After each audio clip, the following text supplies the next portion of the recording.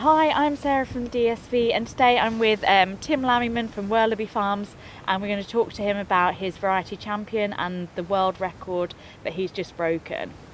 So Tim, what are the main characteristics of champion which made you decide to grow the variety? So tillering, disease resistance, and the fact that it's very reliable first, second or third week from what I can see in the stats. So a combination of everything really. When did you drill the champion here on the farm? So last year it was drilled 22nd and 24th of September, and plenty early enough, but it set it up really well. What drill did you use? We use a Vidastat Rapid, been using the same style drill for the last 35 years, just gone from 4 metre to 6 metre. And what sort of seed rate were you using? Seed rate was 125 kilograms a hectare in this field and 150 kilograms a hectare in the one that broke the world record. And the soil moisture at drilling, was it dry? It was reasonably dry, but we'd had a little bit of moisture, enough to get the seed going anyway. Yeah. And was that the first year when you broke the world record, the first year you'd grown champion, or had you grown it before? No, we grew it the season before as well and got a real feel of it. Just one seed crop. It did fantastically well for us in 2022. Oh, brilliant! And what sort of yield did you get from it? So 2 years ago we got over 15 tonne a hectare, and last year we got 16.5 and 17.9 tonnes a hectare. And what's the annual rainfall you have here on the farm? So it can vary from 650 when we're having a dry time to well over 1,000 to about 1,200 millimetres of rain. We're in the wet area of the wold, so we generally don't struggle for water unless it's really dry like last year, but it didn't seem to harm our yields. Somehow or other the water seems to come up through the chalk, so still kept growing. And spec weight is something that Champion seems to get picked on a little bit. What was your final spec weight with Champion? So the spec weight was quite incredible. It's about the second highest ever on the farm at 83.2 kilograms a hectare, and quite a bold sample as well, which is what I like about Champion. It's farmer friendly type of sample of grain. It's nice and bold, and spec weight won't be an issue if you look after it at T3s. Never is, no matter how low the variety is supposedly supposed to be.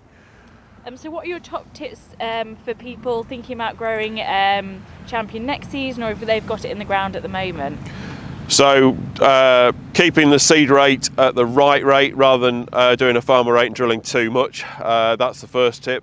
Champion does tiller exceptionally well, so you can be lighter drilled or have barer parts in the field and it will cover in.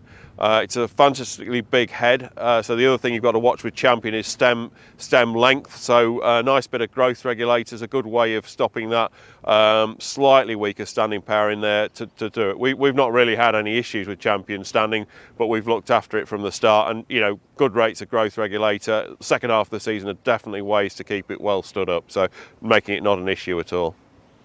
Do you think you could, you've got Champion in the ground this year, do you think you're going to break the world record this year, or in the future years?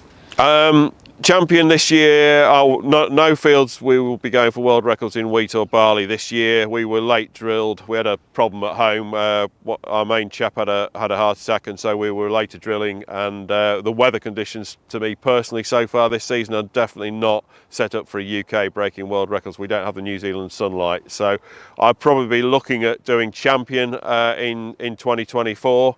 I really like the variety, and we've a couple of fields that potentially can produce better yields than the one we broke the world record with, so we'll be looking at it in 24, I think. So what are your biggest yield restrictions here on the farm? What is limiting that yield? The two main things, which is the same for the whole of the UK, is sunlight.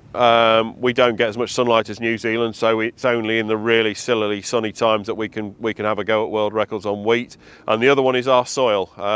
Everybody thinks because we live in Lincolnshire it's grade 1 silts, and this is basically 25-30 centimetres of grade 2 wold land followed by pure chalk underneath, and those are our best fields that seem to break world records, but it's not. I wouldn't say it's the best soil in the world, by far not. What about if you were, I know you speak to our wheat breeder a lot. Like, what are your, what would you like from wheat varieties in the future? What are the main traits that you would, like to see in these varieties?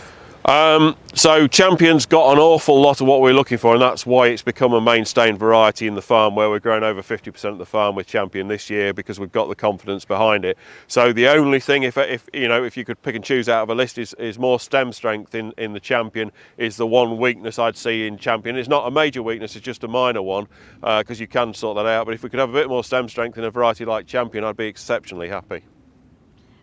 How do you think climate change will affect you in the future on this farm?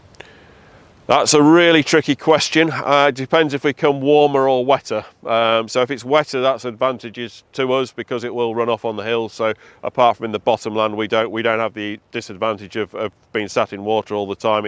It runs off the hills. If it becomes drier, then we're all going to have issues with water, and so we're going to have to look at varieties like Champion to counter that, because I still can't believe what we did in probably the driest season we've had in 10 years with Champion last year. So it certainly seems to have some rooting abilities, better than most. Do you think you'd ever irrigate on this farm? It's not. We've irrigated for potatoes before, and I've never really intended to irrigate on wheat or barley. We seem to be able to, nutritional wise, produce better root structures and stronger stems that can get away from that. So I haven't considered doing it on this farm yet. You never know. It depends how dry we get. And what about for farmers looking to increase yield? What would your top tips be for them? So overhaul everything. The trouble is, people tend to concentrate on one side. It might be on soils, it might be on fungicides, it might be on nutrition, it might just be on land working. But all those factors need to be looked over, because it might be one of the factors you've missed that's limiting the thing.